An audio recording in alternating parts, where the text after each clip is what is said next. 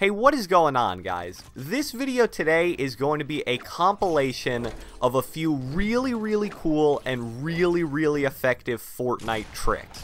In my experience, I've really only seen this being used by the absolute top players in the world, and specifically at top level competitive play.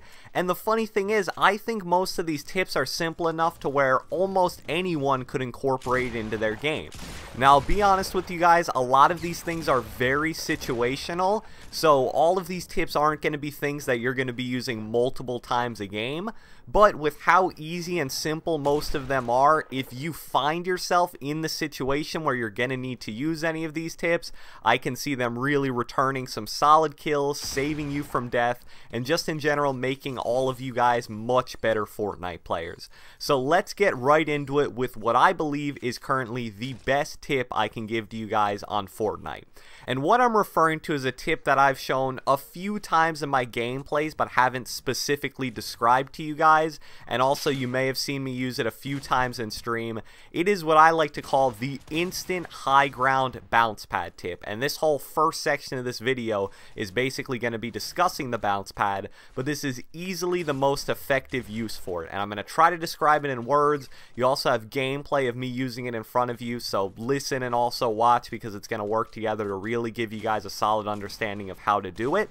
So basically, it all starts with you placing a floor piece on the ground and placing the bounce pad on top of that. As soon as the bounce pad starts propelling you into the air, you want to turbo build walls in front of you by holding right trigger. Once you reach, the maximum height of the bounce from the bounce pad and you feel yourself start falling back down to the ground, you're going to want to place another floor piece connected to the wall in front of you to catch you and prevent you from falling back to the earth, and basically repeat what you did the first time around. Bounce pad on the ground, turbo build walls all the way up. As soon as you hit your apex, place a floor piece, and if you need to go any higher, keep repeating until you're as high as you want to go.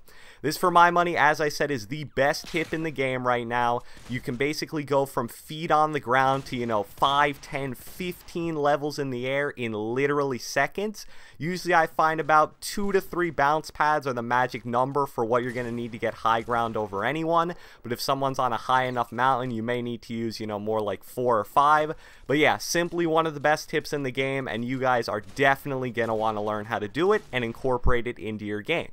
The bounce pad also has some other really awesome uses, and the first really awesome use for it is basically as a bootleg launch pad. I've discovered this use of the bounce pad to be most helpful in 2 specific scenarios: when you're trying to escape from the storm and when you're trying to push enemies that are a medium to far distance away. When it comes to escaping out of the storm, if you're in a life or death situation where you're not going to make it by running and you don't have a launch pad, well then obviously the bounce pads are going to have to do. The mechanics behind this, you basically want to ramp up about 5 or 6 ramps high like you're doing a launch pad, place the floor piece out in front of the ramps also like you're doing a launch pad, but then place a wall on the back of the floor piece, place the bounce pad onto the wall, and then basically just run into the bounce pad, propelling you pretty far and pretty quickly forward. Obviously, like I said, you really want to save this only for life or death scenarios because you're going to run through wood pretty quickly while doing this. So that's the use of getting out of the storm. And when it comes to pushing enemies, basically the same mechanics: ramp, floor piece, wall, put the bounce pad on the wall, and then jump into it.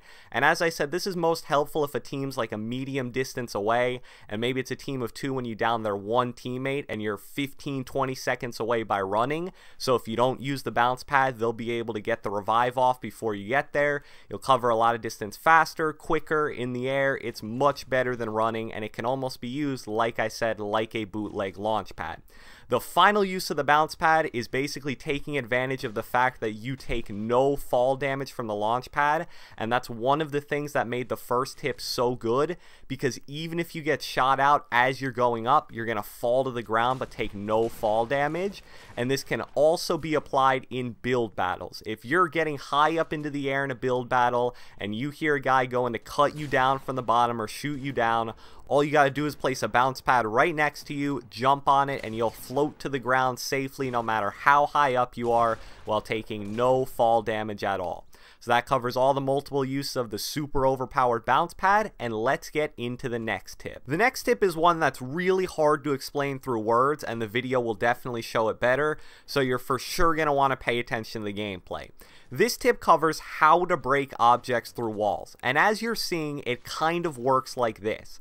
In Fortnite, there's a feature that I'm sure 99.9% of you guys know, where if you hit an object in Fortnite, a little blue circle target-esque thing will appear on that object that will allow you to break it faster.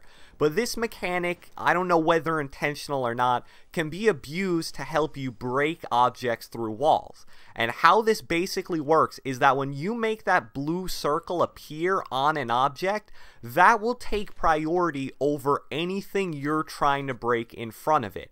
So as you've seen with the wood pallets, I hit the wood pallet once, make the blue circle appear, and even though I'm breaking it through a wall or a solid carton or anything else, it will still break through whatever object is in front of it because I'm still hitting the blue circle.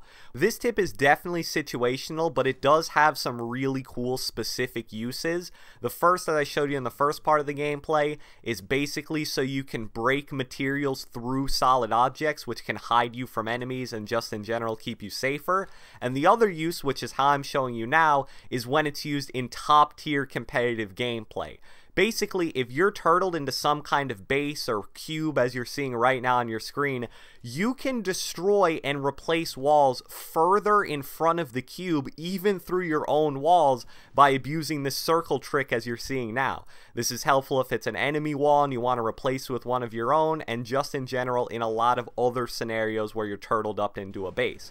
So a really cool tip, definitely situational, but super easy to incorporate into your game. The next tip I'm going to be showing you guys is the new speed harvest method popularized by Tfue over the past couple of days, and a lot of you guys see me doing it in video and on stream and ask how to do it on console, so that's what I'm here to share with you guys today. It involves the wave emote, which most of you guys should have because you only need to reach level 5 in a certain season to get it, and you're going to want to place it on the bottom of your emote wheel. I experimented with a lot of different positions, and the bottom is definitely the fastest. The mechanics of how to do the actual glitch: it goes like this: you swing your pickaxe, do the wave emote, and quickly swing again to cancel the emote. I'm showing you guys in the gameplay doing it on fences because that's something I've noticed that it works absolutely best on. And just a quick little note, you cannot speed harvest 2 times in a row. What I mean by that is if you speed harvest once, you know, doing the swing, emote, swing, you have to do at least one more normal swing to give a bit of an emote cooldown. So you can do swing, emote, swing, then normal swing, then do the speed harvest again by doing swing, emote, swing. Will this get patched in the next few days or weeks? Maybe, I don't know. It doesn't give you too much of an advantage, but it's definitely super helpful in situations where like you need to destroy an enemy's wall really quick, or you need to get out of a house by breaking a wall really quick. So it may just seem like something that's cool or just for fun, but trust me, it does have some really practical, really helpful use in Fortnite that can definitely either save your life or get you some extra kills. So it's not that hard, and you're definitely gonna want to learn it for as long as it's around. The final tip I want to cover in this video today is something that was just leaked to the public by a pro team a few days ago and was actually tweeted at me by one of my subscribers. So whoever that was, I don't remember the name, thank you a lot, because this is a really cool tip and now I'm going to show it to you guys today. It's basically a glitch involving a structure known as the diagonal pyramid, which you've seen how to build in the gameplay, and I think I even changed the direction again. You basically edit 2 corners of a normal pyramid and it makes this really weird Dorito looking shape of a pyramid.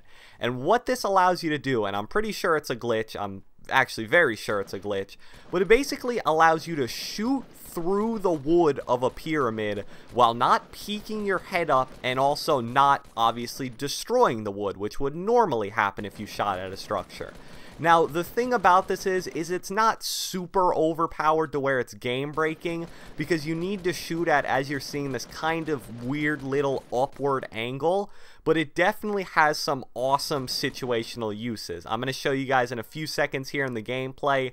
Right now I'm just on like almost ground level. I think I built up with 2 ramps. This would be a great situation where if a guy's on that mountain to my right, and I'm about to do it right here, to where I could basically shoot at him by using this diagonal pyramid without him seeing me and having absolutely zero chance to shoot at me. It's basically the console equivalent to like super overpowered crouch peeking on PC, where you can shoot at people without any fear of being hit or shot back at. So yeah, the diagonal pyramid shoot through glitch, another cool little thing that a lot of top tier players are starting to incorporate into their game that I hope you guys can begin to incorporate into your game. So I hope you guys enjoyed all the tips in this video. Leave a like, leave a comment, subscribe, do whatever the heck you want, and I will catch you guys next time.